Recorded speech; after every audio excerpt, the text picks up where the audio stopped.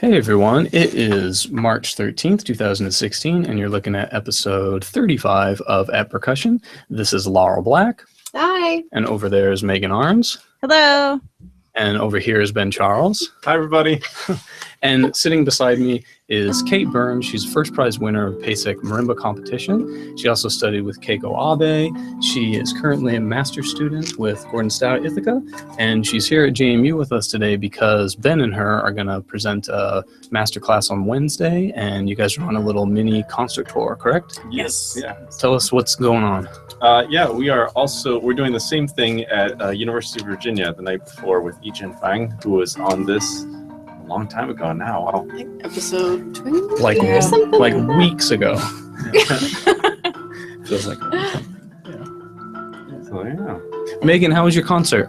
It was good. Yeah. I'm still getting used to this whole, organizing concerts for students and not playing. It's so weird and different, I have my own concerts, but it's crazy. I almost feel like an agent or something. But we have this graduate percussion quartet. Well, we call it the NU Percussion Quartet, and it's not always all graduate students. So right now it's 3 graduate students and 1 senior, but it's the top 4 audition students for a percussion ensemble. And they did a collaboration with the Missouri Contemporary Ballet. And I just think percussion and dance collaborations are the best thing ever. And so we didn't do the whole show with them, but we did one kind of 15-minute piece where we did Ivan Trevino's 2+1. And we did the 6th movement of Threads, Paul Lansky. And we did Owen Clayton Condon's Fractalia. So the idea was kind of this all wood marimba sound first, and then this all kind of drums and metal sounds, and then kind of combining those 2 sounds with Fractalia. And the dancers came up with really cool choreography for the whole thing, and it was a great experience. And we both learned everything. The collaboration started maybe 6 months ago, I guess. The idea came about, and we talked about music and what we were going to do, and then everyone learned everything separately, and then it wasn't until Friday that we went in with them and put everything together, and we had 1 show yesterday and 1 show today. But it was a lot of fun. I can't wait to do another dance collaboration. It's fun. Have you guys ever done anything with dance before? I've danced by myself to music. Never to Fractalia. It's interesting you say that, though, because I've done a lot of West African dance the past 4 years or so, 4 or 5 years. And it's, I feel like I'm doing a collaboration in that way.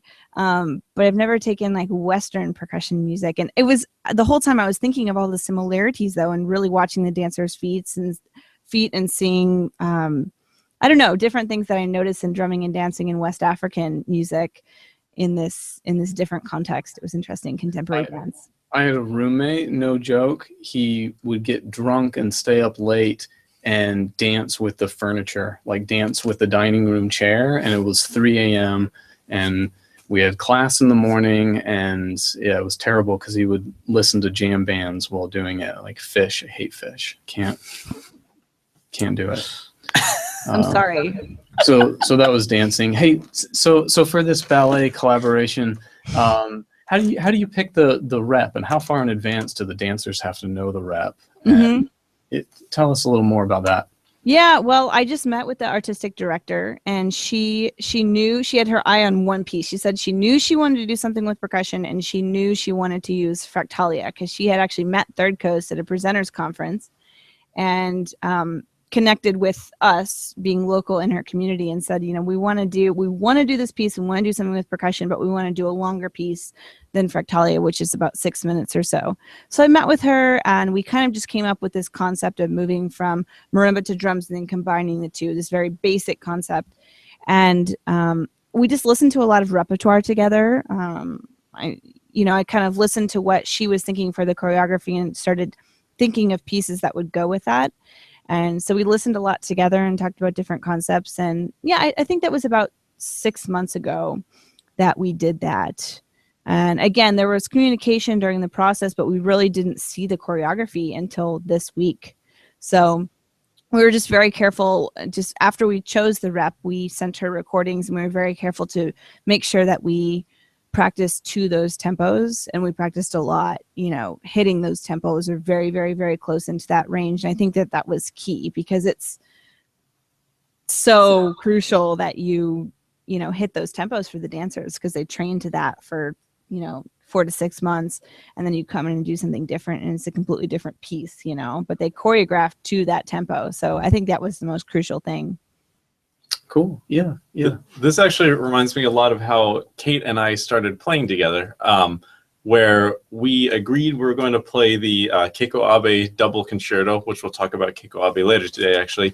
But she was in New York and I was in Florida, and we decided we wanted to play this piece, and yet we had to definitely agree on tempos, and there's a lot of exchange back and forth about tempos, and we would send each other recordings just so we could kind of, you know, get a feel for the style and all.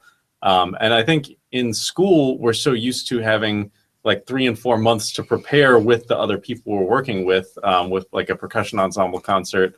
But like in the quote unquote real world, it becomes a lot more possible to just learn your own part, show up a couple of days in advance, and like really just put something together. And if you're intelligent about how you do that, it's not as problematic as it might, I think, seem. Mm-hmm.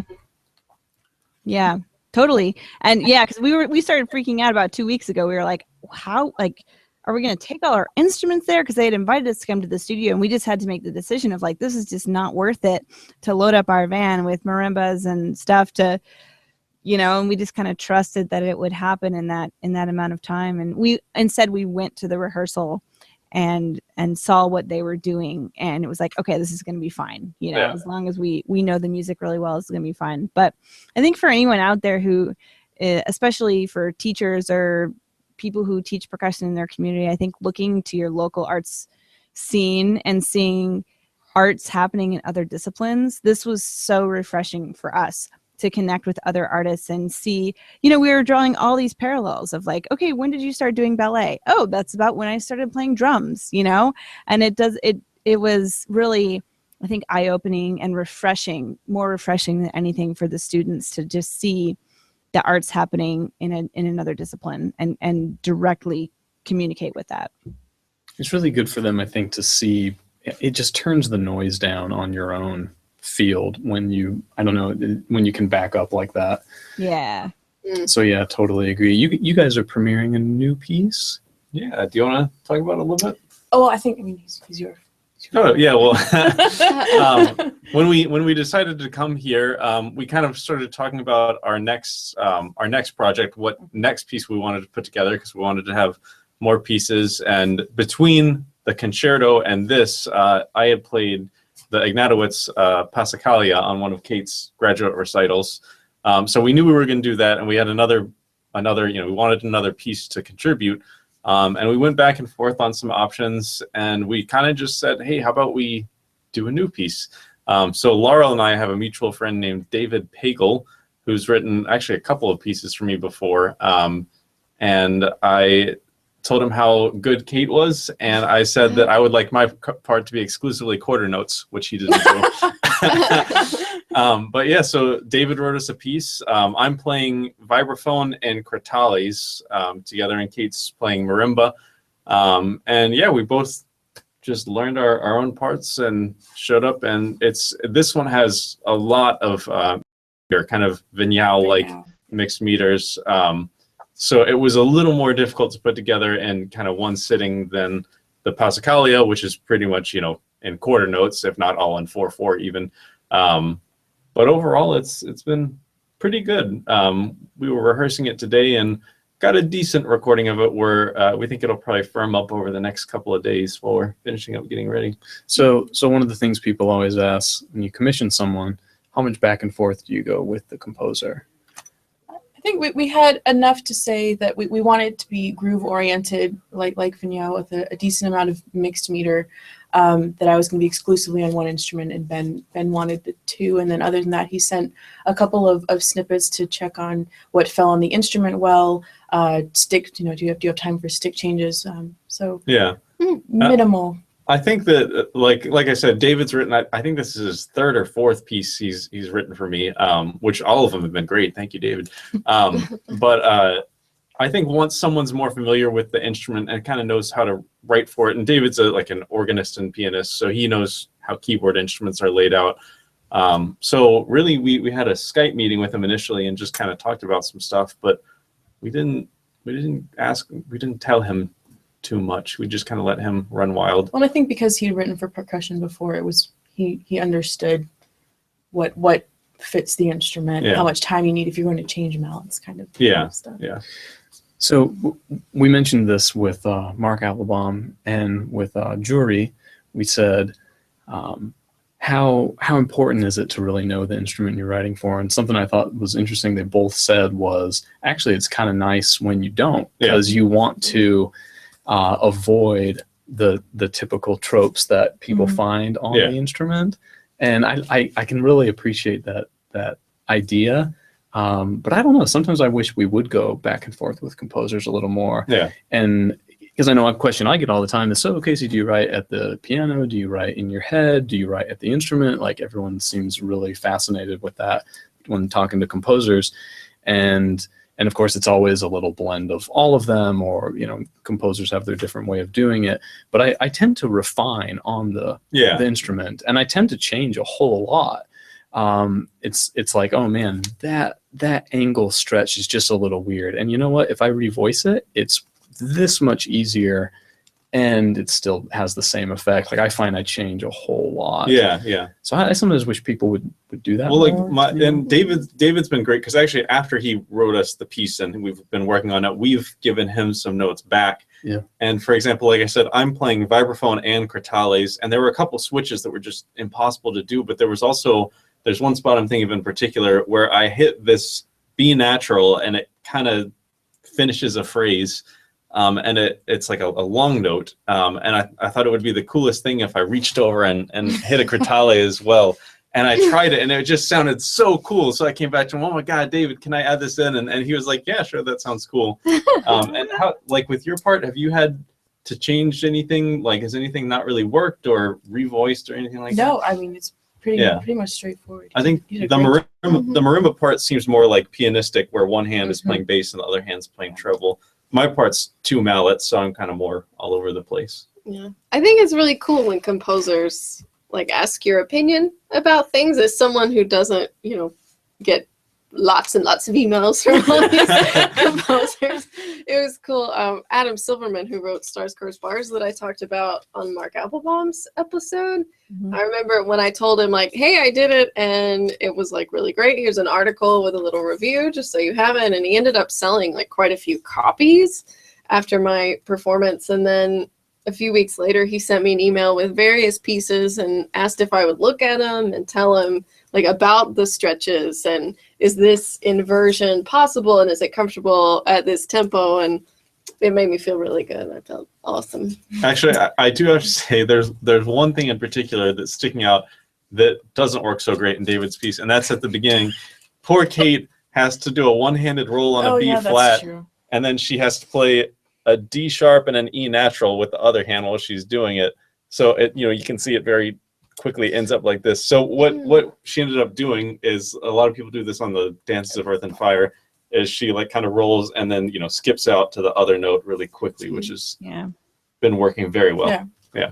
See, that's a good example, I think, because if the mood is really tense and the music is really loud, and maybe that awkwardness is appropriate, but I get annoyed when people are playing a nice little melody, like a really delicate legato songful melody on the marimba, and they're going to all these lengths to do one-handed rolls, and they're like contorting to like do this and that and that, and the energy level of the music is this big, so you can't be doing that.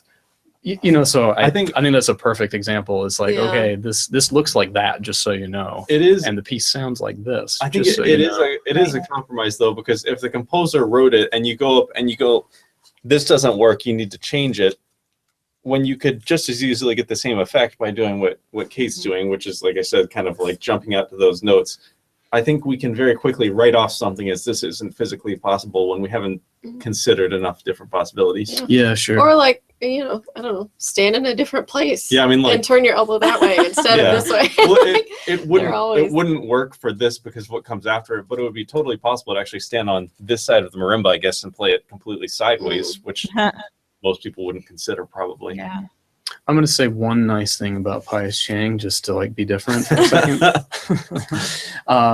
But he had some passage when we were in school together, and I don't remember what it was, but instead of doing these, they were written as rolls. Instead of doing these one-handed rolls that were all contortionist all over the place, he just hit it with a single mallet.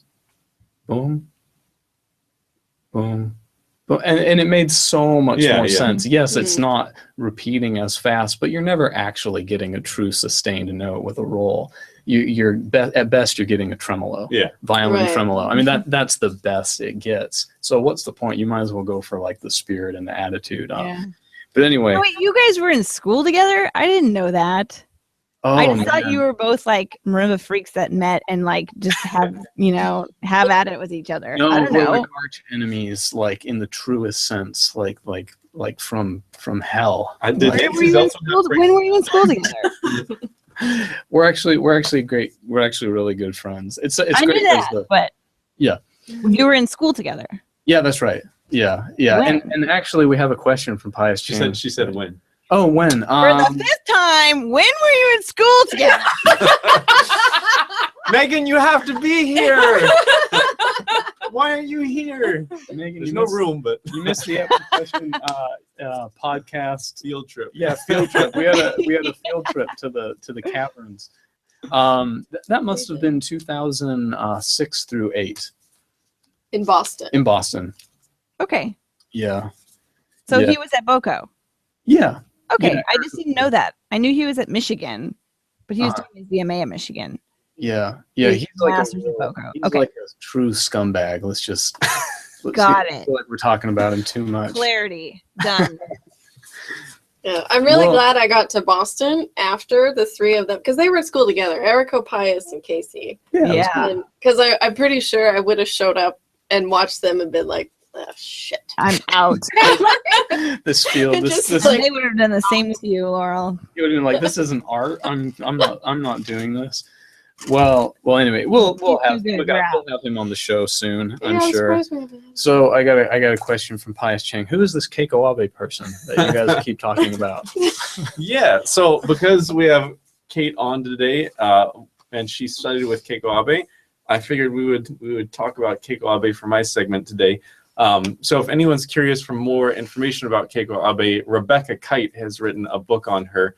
And Rebecca Kite's book also kind of covers the history of kind of xylophone and the development of the marimba, which goes hand in hand with Keiko Abe.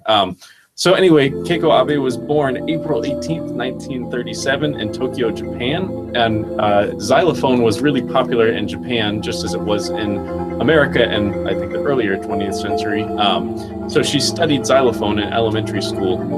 And then when she was 12, there was a missionary group from Oral Roberts University that brought the first marimba to Japan and played a concert on this marimba. And she heard that. And so at the age of 13, after hearing that, she began playing, at the age of 12, after hearing that, she began playing marimba. When she was 13 years old, she won a talent contest sponsored by NHK, which I think is a Japanese broadcasting corporation. And she began performing professionally on live radio. In 1962, she founded her Zebek Marimba Trio, which was kind of almost like a pop group that was her start to getting the sound of the marimba in people's ears before going to serious concert music. In 1963, she began a relationship with the Yamaha Corporation, where she helped develop the marimba sound. Before performing on a Yamaha marimba, she was performing on a Deegan Diana marimba, which is kind of a narrow bar, very thin bar instrument with a very light sound, and so she wanted something that could project more for concertos, so they used thicker, kind of wider bars for a more powerful sound. And then she also began to experiment with a larger range of marimba, like a 4 or maybe 4 1/3 octave marimba was the standard in the day, and she wanted lower notes in particular. So she started expanding the marimba with actually a roll-up extension to her marimba, which there are photos. It's almost comedic looking because you see this marimba with this little marimba that's 3 feet wide or something like that rolled up next to it. So anyway, around the same time, in the late 60s, early 70s, she started doing solo recitals on marimba. The 3 big ones were in 1968, 1969, and 1971. And during these recitals is when she premiered a lot of the Japanese marimba works we think of, like Divertimento for marimba and alto sax, Time for marimba, 2 movements for marimba, and Mirage. Other works that have been written for her throughout the years have included Tours 3, Marimba Spiritual, which I know Laurel has played, and For Marimba 2. And then as she developed this extended range instrument with Yamaha, when they actually created a 5-octave marimba, she was sort of responsible for creating demo pieces for this instrument to show people how it worked, how the sound of it worked. And this is where we got pieces like Dream of the Cherry Blossoms, variations on Japanese children's songs, and Wind in the Bamboo Grove. And one of my Did not know that. favorite things that I've ever heard about Keiko Abe with, working with these composers for pieces like Mirage is she has a photographic memory and can basically look at a piece on an airplane, get off the airplane, and perform it from memory. That's insane. Brian Zader told me a story. I think it was with Mirage, which is not easy, to be clear.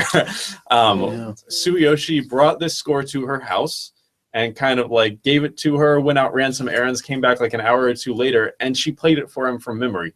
And then it was, I think the same sort of thing happened with, I think it was Divertimento for marimba and saxophone, where the sax player kind of got the score last minute, said, "Hey, I'm sorry, I'm really not ready." And she said, "Oh, well, I haven't memorized."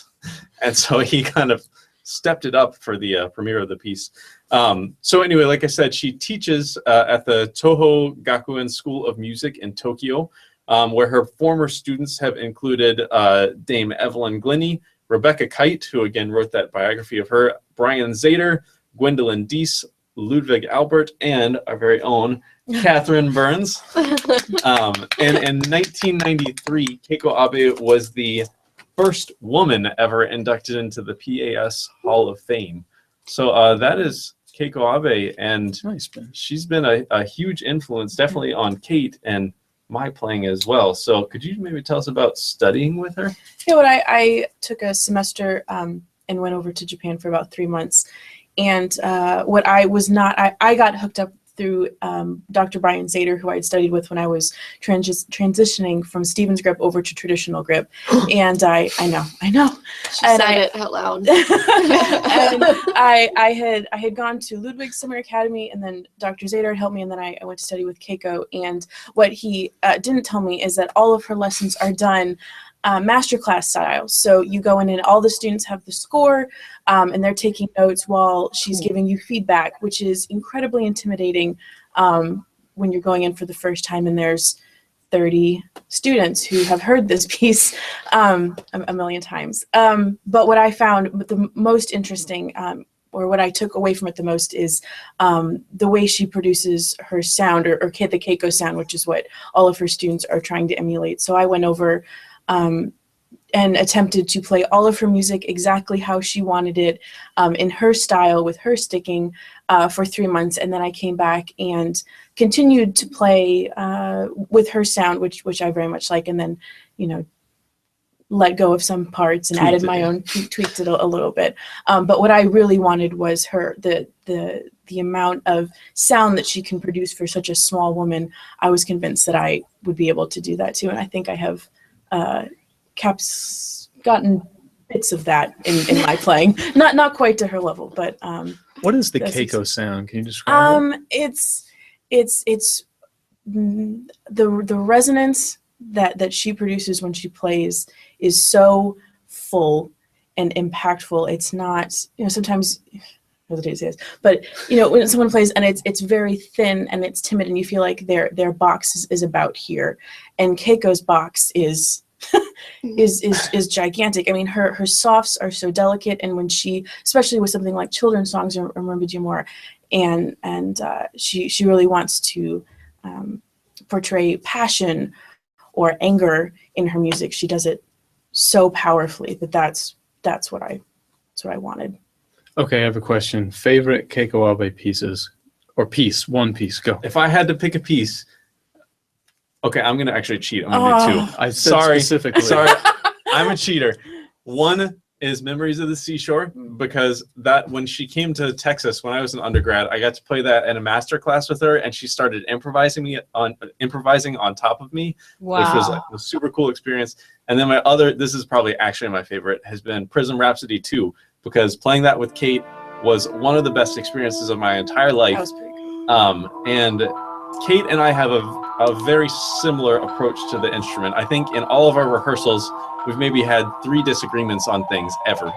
Which is always fun because we both have very loud personalities. We're both very opinionated. Yes. It's never come to a screaming match or anything, but Usually goes with it. but like the thing that was so fun about performing that piece is the cadenza. There's so much room for interpretation and speeding up and slowing down, and like we just worked. Like it just worked. We didn't have to talk about anything. It was like, you know, take a breath and play, and I think we it put worked. it together and we had a rehearsal by ourselves, one with the group, and then we played it the next day. Yeah, and it was Wow. God, no rehearsal. It just was- worked. Yeah. I think we had we did like the rehearsal. We had a little touch up in the evening, and then there was the Yeah. rehearsal the next day, and that was it. It's true. Okay, I give your response like a C-.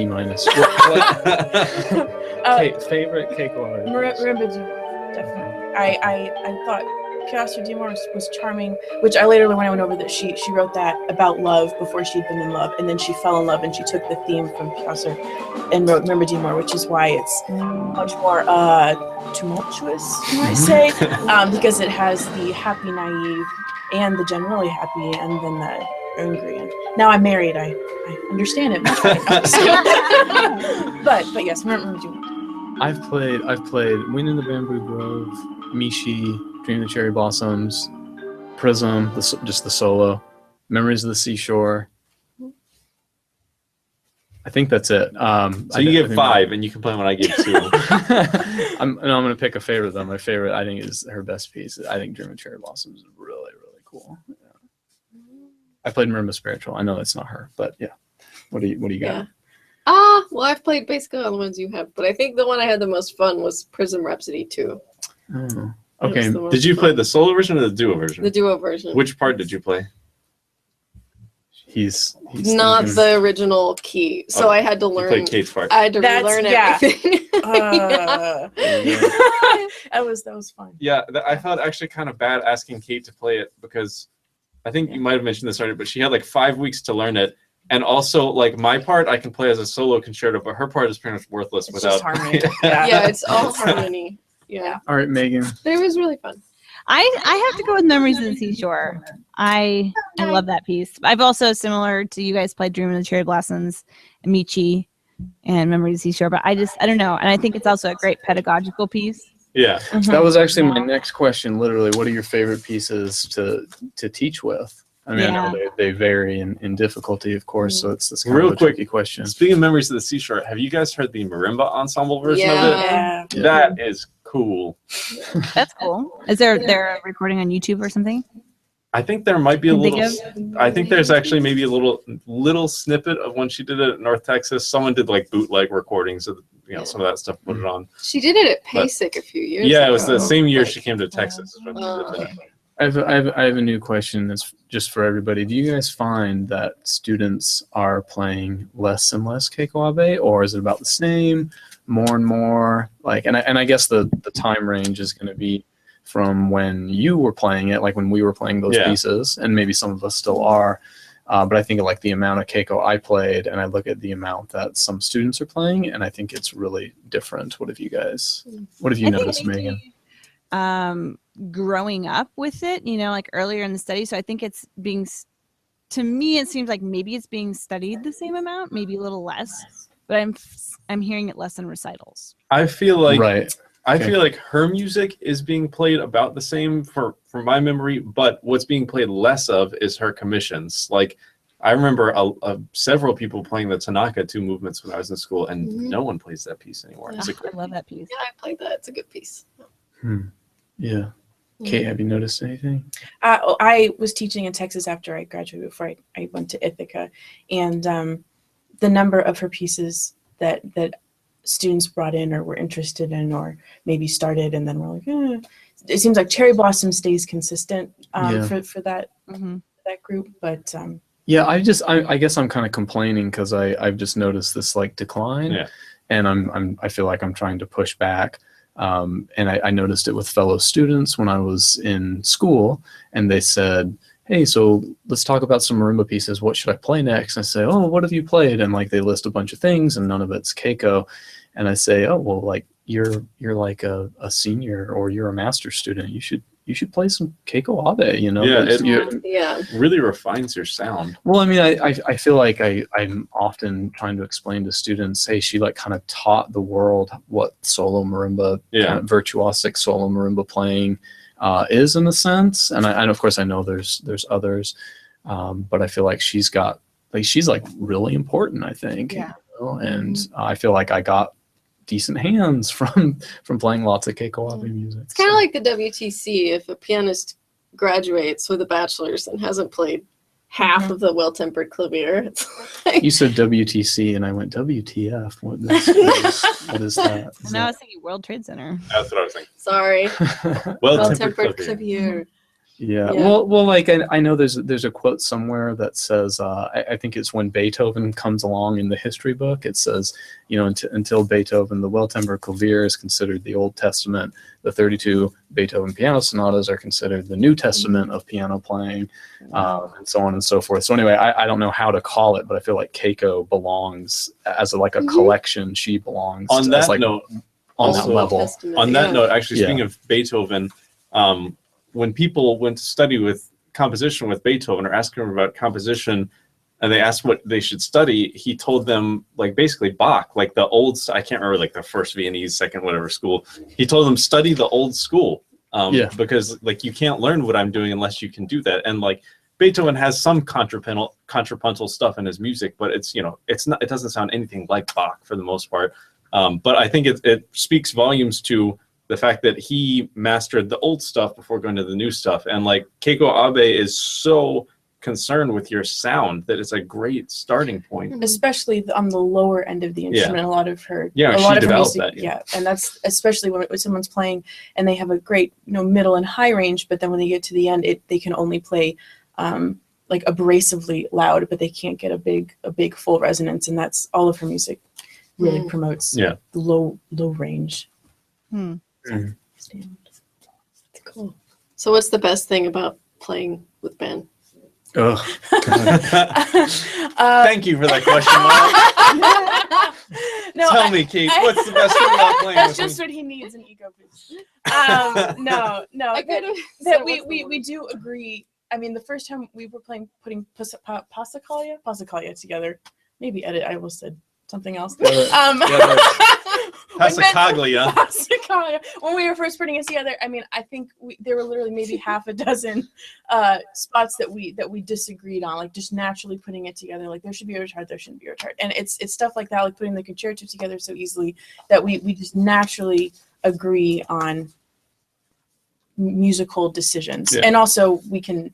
Yeah, we were both very good at articulating what we think. Some people are like, I don't know, I think it should be prettier. And you're like, what? I don't know what that means. And he's very articulate about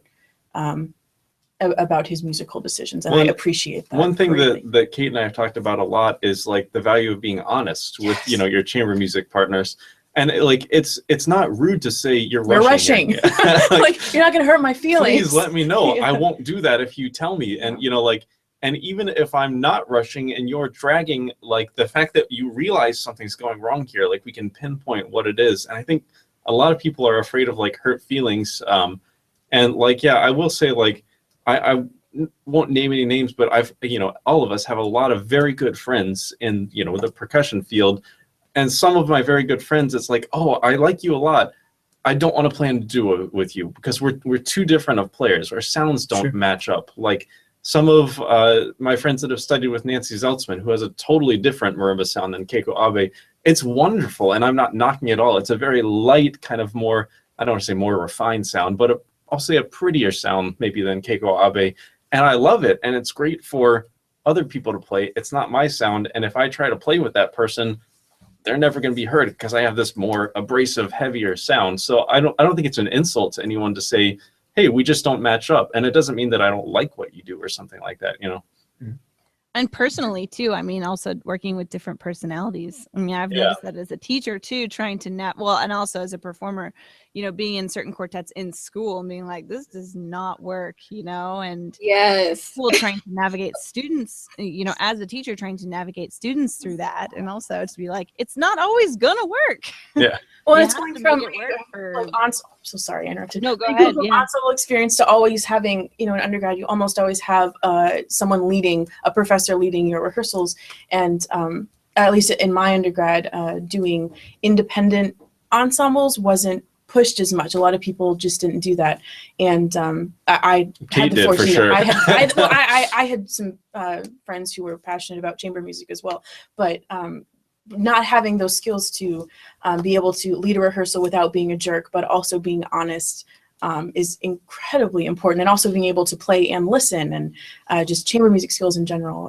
And I know, talking about your undergrad quartet, one thing you said is like, we didn't always agree, but I enjoyed so much that people were willing to like fight for their point, and they had an opinion and put it out there. Like, it's so lame when people just, you know, like, what do you want me to do? And like, aren't willing to contribute their thoughts. I guess that might be actually my favorite thing. So how did you guys meet as a duo? Were you in school together at some point, or? We both were at the University of North Texas for our undergrad. So if I can tell a story about how I met Kate.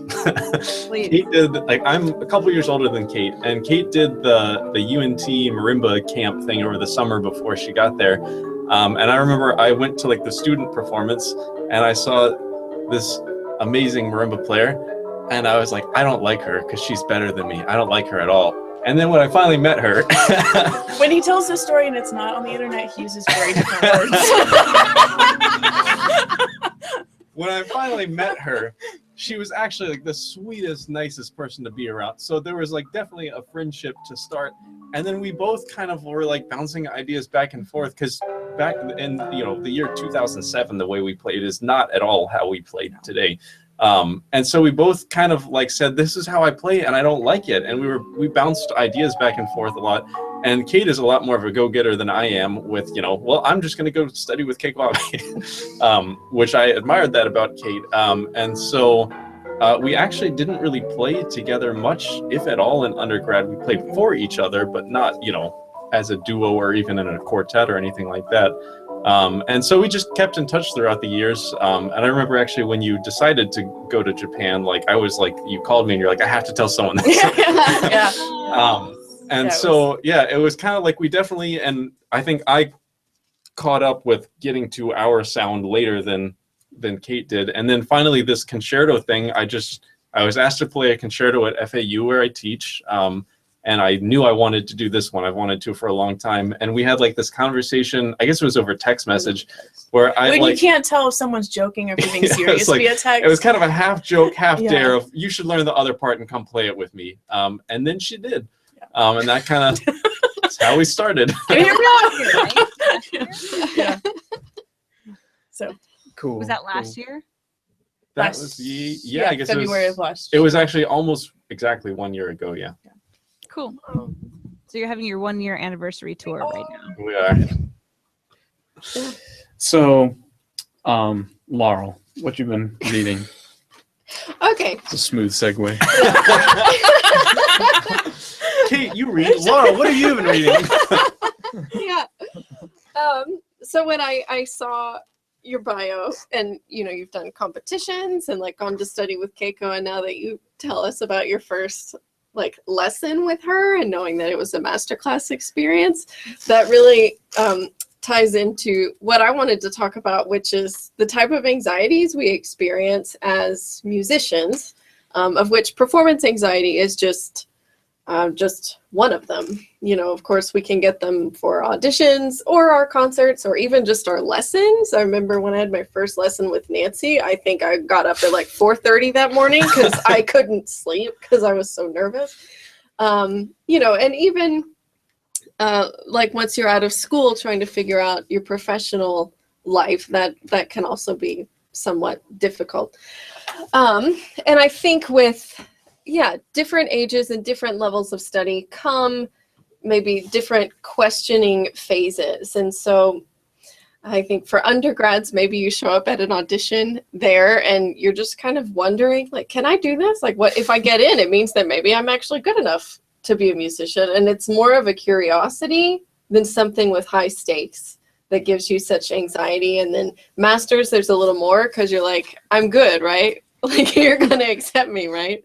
And then you go further up, like DMAs and then professional interviews where you're like, you're going to give me a job so I can pay rent, right? And there's a type of anxiety that comes with that. And I should probably first define what I mean. Like, everybody gets a little bit nervous sometimes for something, and it's very acute, and you can define it of like, I'm about to play the solo in my studio class, and now I'm nervous. That's very acute and it's easy. But then there's also a kind of dread, which gets called anxiety, just in the world of psychology, where you think about it a lot and where the gravity of whatever you're talking about, a competition or an audition, really weighs on you. Like, anxiety is not the same thing as being nervous. Right. You're saying, yeah. Nervous is like nervous public speaking is one thing, and then anxiety Mhm. is like a different, like, clinical kind of thing, right?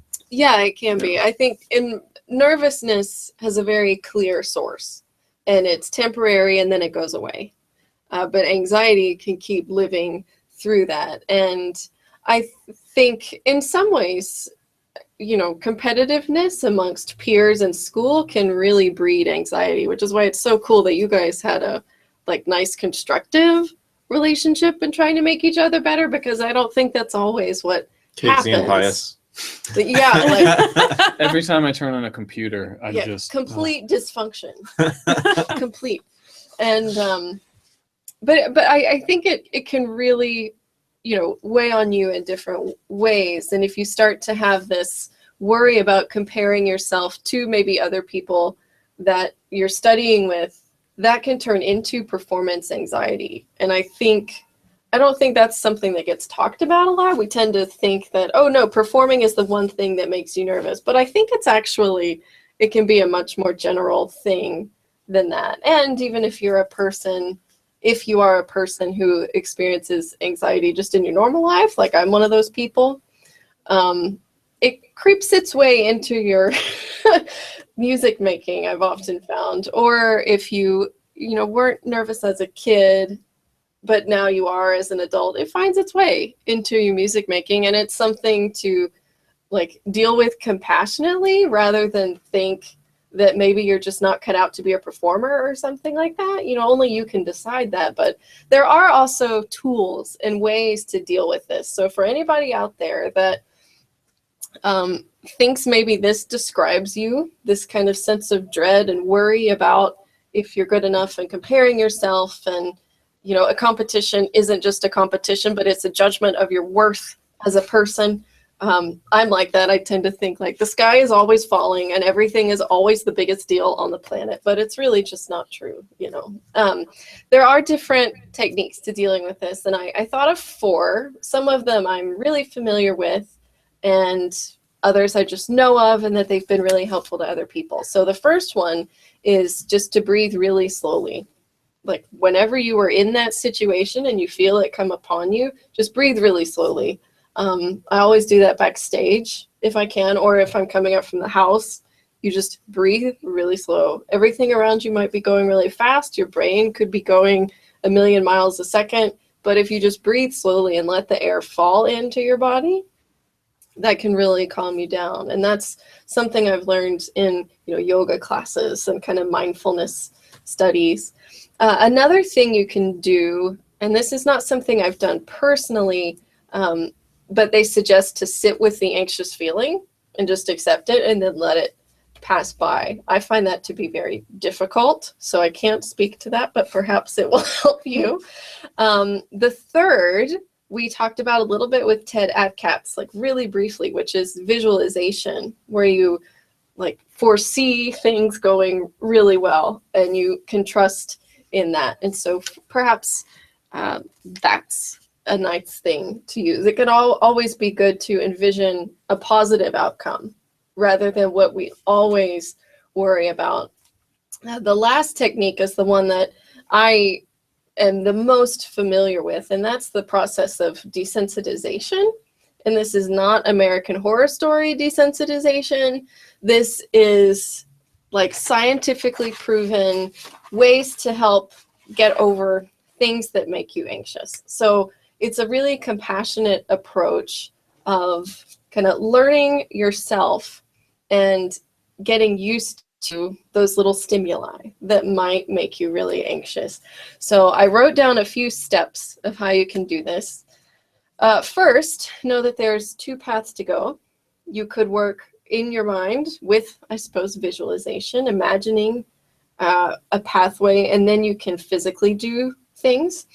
The things that you want to do, once you define whatever is causing you the most anxiety. So for my example, I used a competition just because I've done them, you've done them. You've done one competition? Have you done one? Yeah. And Megan, you've probably done a, no? Not really, not like a big competition. Oh, it's because you're smart. Not really. Yeah. So that was my example. What I'll use as my example, everybody, is a competition. So what you want to do is make a list of the scenarios and details that pop into your head as like, that makes me nervous, or I'm really worried about that. Make a list of those, and then on a scale of 1 to 10, define them. 1 being, you know, that's not too much. That doesn't make me nervous. And 10 being like, I don't know if I can do this because I'm so worried about it. So you come up with your own gauge for each of those scenarios or details and arrange them from 1 to 10. And once you do that, you just want to just sit somewhere, be quiet, and imagine yourself going through those steps 1 to 10.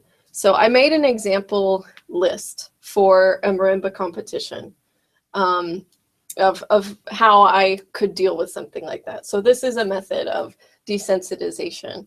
Number 1 would be just look at a picture of the building, of where it is. And if you can look at a picture of the room, look at a picture of the room that you'll play in. You don't even have to go. Just find it on the internet and look at it and imagine yourself playing in that space.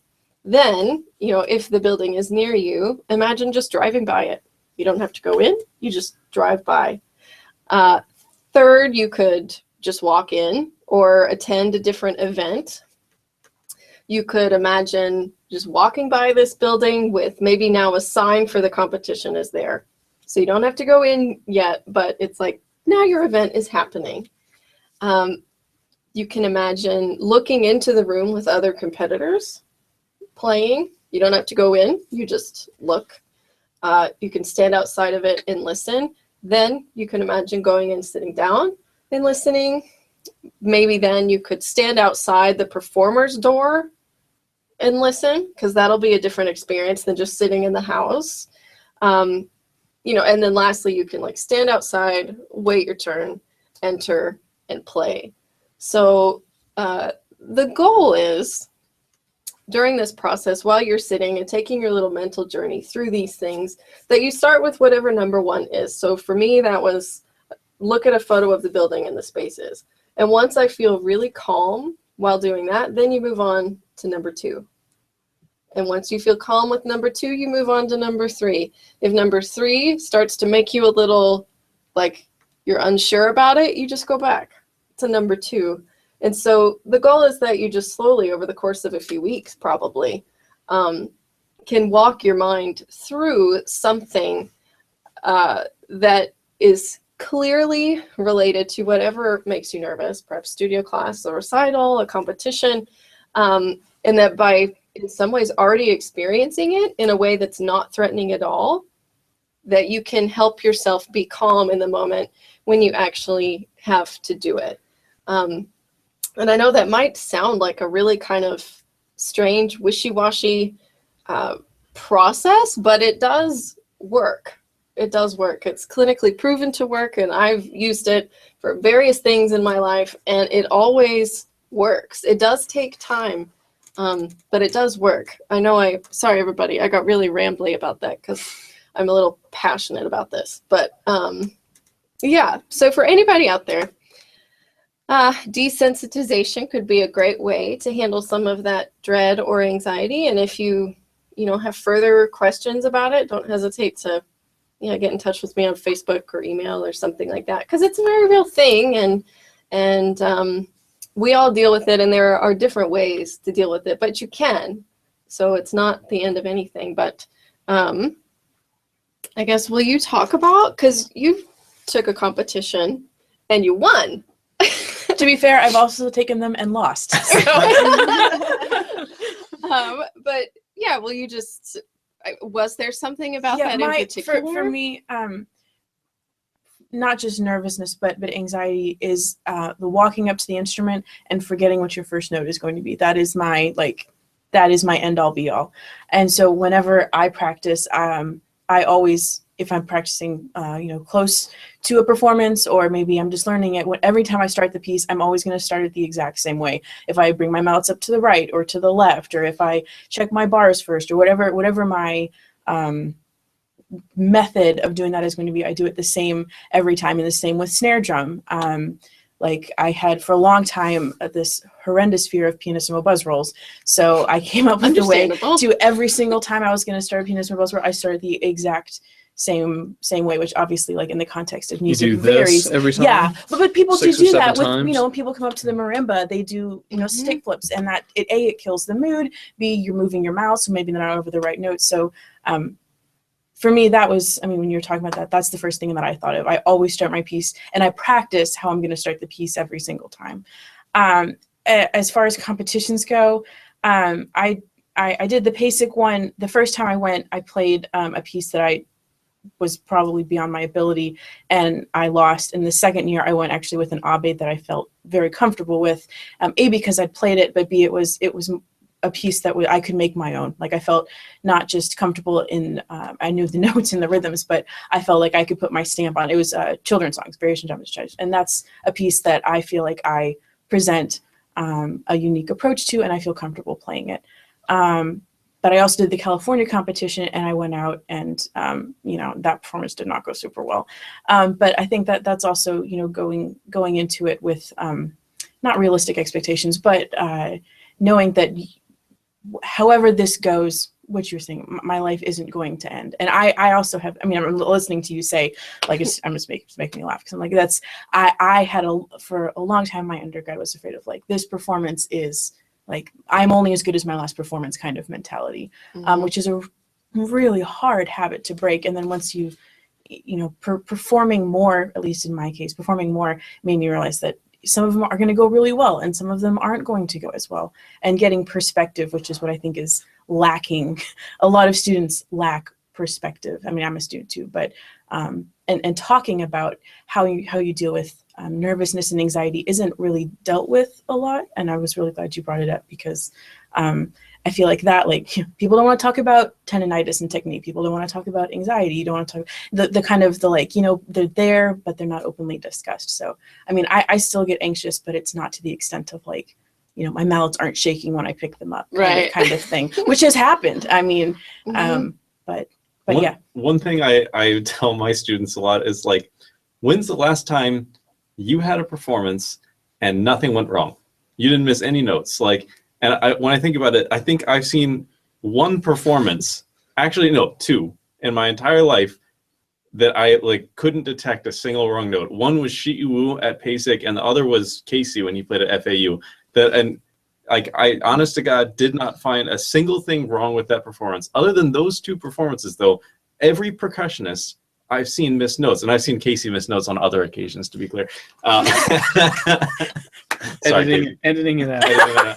But everyone misses notes. It just happens. It's just something you have to accept. And I don't fault anyone in this room for having missed notes in performance, because God knows I have, and I probably will on Tuesday and Wednesday when we perform. But yeah, a missed note doesn't by any means ruin a performance. And of course, we work to not get wrong notes. But when it comes down to it, you can't be worried about wrong notes, because it's gonna happen. And I would rather have you make a mistake and also have a lot of fun out there performing, than make a mistake and also not have fun. You know what I mean? I thought you were going to say to your students, "Hey, when was the last time you had a flawless performance?" No, seriously, I'm doing your grades right now. And It's like, that sign, like, 5 days since last good flawless records. performance. So I have a question for you all. So along with this, like being comfortable with what you're about to do you guys like to play in the new space? Let's say you have a gig somewhere. Do you like to play in the new hall? I do. You do? Yeah. I like But are you saying, do you enjoy playing at a place you haven't performed at before? Yeah, like so you're about to do your a presentation somewhere or recital somewhere. Is it important to you to play in that space, like on stage where it will be, or does it really matter? Or I think for me, it's like, maybe I'd like to check the acoustics, but I don't freak out about being on a new stage or anything like that. It doesn't. Yeah. I think it's far more concerning the instrument you're going to play on, because the majority of times you're not playing on yours. That's very true. I was going to say, I sort of like what Laurel was saying, imagine the space, imagine the building, imagine the situation. I just kind of like to be there. I actually prefer not to actually play, because I kind of like to be surprised by by the sound. And in my mind, it's like, okay, this thing is in an hour. It's like, what can I really do? What am I really going to change? Yeah. It's like, I'm not going to go, oh, the hall's a little, I'm going to use these other mallets, or I'm going to change this and that. It's like, no, I don't care. I need to just play my best and let whatever happens to the acoustics just be that. But I do really understand that. Be in the room for a while first. Yeah, well, like last year at PASIC, when we both presented, days before, we went and found our rooms and just like stood in them and like ran across the stages, and we just took hung out funny in them, pictures, and it just helped it just demystifies a lot. And One other thing I was going to say is, and you had talked about this like a little bit earlier today when we were just chatting before this, and you said something about anxiety in your life can affect your performance, and like that's obvious. Like if you're having a really traumatic emotional experience with a breakup or death in the family or something like that, that could affect your performance. And the one that sticks out to me that I had to deal with was my last doctoral recital. I had like 3 pieces with electronics to sound check and a chamber piece to sound check. And so I was supposed to get in the hall like hours ahead of time. And long story short, it didn't work out. I couldn't get in there till like 45 minutes ahead of time or something like that. Wow. And I remember my parents were there, and I love my parents, but they were like, should we run over here? Should we ask the person in the library if they can open the hall? Do we need to get the security guard? And it's like, listen, anything we do here is just going to make my performance worse. I could walk on that stage and play everything right now as it is. Maybe the balance would be a little off, but I just said, like, I'm not going to stress about that.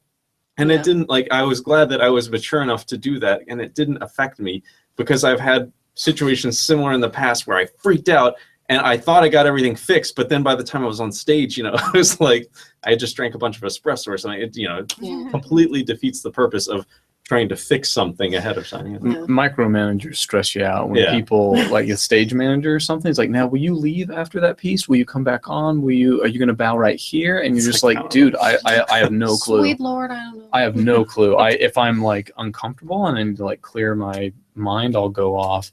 If I'm happy, I'm just gonna go right into it's very.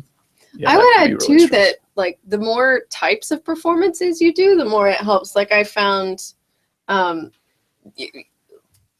once I got really into theater stuff and was doing monologues and scenes, like that made me so nervous that then it was like, oh, thank God I get to play marimba. Like I do this, I know how to do this, and I still experience that now as an accompanist, because it's like piano's not my main instrument, and so I practice and practice and practice and practice because like I just worry that they're going to compare me to like the doctoral piano students, which is dumb because they won't, and even if they do, the DMA students better be better than me.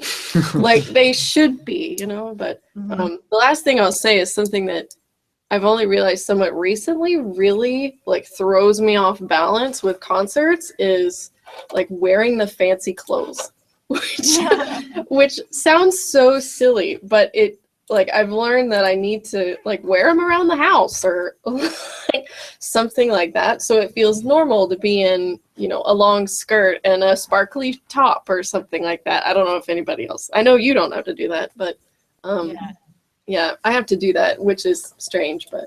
I just wear red unless pants it's all the time. something that could like possibly malfunction or like I don't know, like it's gonna bother me in some way.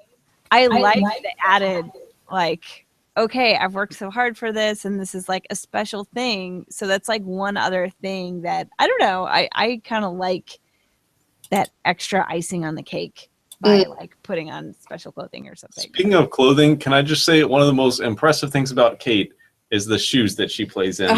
Oh my God. Heels? She wears like stilettos when she plays. It's pretty impressive. I'd like to do that. I feel like I'm just now starting to wear heels sometimes when I practice. Not like not stilettos, but like boots with heels. And I think that maybe I could work towards stilettos. Yeah, it's one of those like completely unnecessary things that just started as like a, you know, I saw Shi Iwu do this, maybe I could do it. And then the first time I did it and I walked on stage, I was just like, this, from now on, this is how I do this. With the exception of like, you know, multi-percussion stuff, you need your feet. But for marimba, it's just that little extra like, confidence. If it makes you feel good, I think it makes that's you all feel that good. matters. Yeah. So I drew this weird parallel, Laurel. It's kind of vague, but between when you're talking about ways that we differently deal with performance anxiety right before a performance. And my thing has always been kind of just like jumping around a little bit, like doing jumping jacks or whatever, just to like, you know, I always feel comfortable, usually feel comfortable performing, but it's that right before that's so uncomfortable. So I've always tried to equate that, but to like being on stage and being physical. And I drew this weird parallel between when I start to feel anxious about a performance weeks or months in advance. And I think it's in between the time when I choose the repertoire that I'm playing, or I choose I'm going to do a performance, you plan everything and you start to learn the music. I think I start to get nervous like in that point in between. And so I think there's this weird parallel too, because it's when you actually start playing and you're physically in it, you start to like encompass the performance, that it's like when that's not there, that's when I feel the anxiety, you know? And I've also felt this weird thing recently is in starting to do some yoga and mindfulness practice more regularly. I've started to feel energy without jumping around, you know, like I couldn't feel that before. And, you know, I always thought that yoga was relaxing, and it's relaxing, but it's also energizing. And I didn't really realize that before. And that, you know, sounds common to people who practice yoga regularly, but I didn't know that, you know? So now I'm interested to see how that will affect performance before too, because I feel like I could energize myself while still being still, you know, in a way that I couldn't do before, you know? I agree with you that critical couple of minutes backstage before you actually go on is important. And I have jumped around. I have kicked a hacky sack around. But the thing I'm finding is like keep moving. And also I try to joke around with the stagehand, and I try to just talk to them and try to make it just like create some positive energy. I find just because I don't know, it's not nerves I'm trying to defeat at this point. It's just being excited about what is about to happen.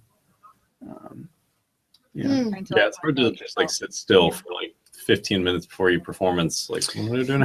Yeah, I hate green rooms. I like here on I prefer campus. blue rooms usually. Like here on campus, there's a fancy green room, and you know it's great, and a lot of people really like that. But I've not had that available to me in my life, and so I get used to just like hanging around backstage and like sitting on the floor and then dusting off your pants because backstage is dirty. Like that's what I'm used to. And I realized like I think the last 2 concerts I've played here, when I went to the green room and sat and then came out, I didn't play as well because it was, I guess it's unfamiliar, but it's also like it takes you out of the, I don't know. There's just something about it that I really don't like. There's a story about the actor Henry Fonda where like any play he had, he would show up to the theater like 5 hours early just because he liked to be there. He just wanted to hang out backstage, walk through the rows, sit on the set, like, and he's incredibly seasoned and, you know, not around anymore, I don't think, but yeah, it's a real thing. Yeah, sure. Hey, well, we just have one Facebook question from Lucas Garner, and it's quite a different topic, but I think this is cool. It's kind of a very general sort of thing, but Lucas Garner asks, and I think this is kind of for all of us, do you own a marimba? One. If so, how and when do you go about purchasing it? And finally, when do you recommend a student purchase a marimba of their own? Oh, okay. I do own a marimba. I guess it was for Kate. Yeah, it's for Kate.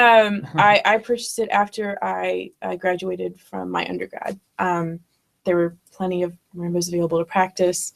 It also didn't really make financial sense. I took 2 years off in between my degrees, so I could, you know, pay it off. And when to purchase it, I would say when you're like 100% sure this is what you're going to do and not a day before. Because if you're like, I'm probably going to do this, but maybe I want to do business instead, just hold out. Yeah. Just do business. If you invested that much in the marimba and then you're kind of doing it just because you already invested that. Yeah, that's yeah. It's like Mark Applebaum's Taco Bell plan. Yeah. He just said, I'm doing this. Period. You know, whether I go broke doing it, whether I work at Taco Bell forever to facilitate what I want to do, I'm doing it. That's the thing I'm sure of. So the way I would address that question, of course, this goes with anything, any form of equipment or percussion gear, instrument, or tennis racket, if that's your passion. Whatever you spend 12 hours a day doing, you're going to be really good at that. So, of course, once you know, yes, this is what I want to be really good at, and this is something I really love, the important thing, I don't think, is so much that you own the marimba or you own the tennis racket, but that you have access to one for like a lot of time. So if it just helps you get that like tons and tons of time and practice in, great. Owning it might be important.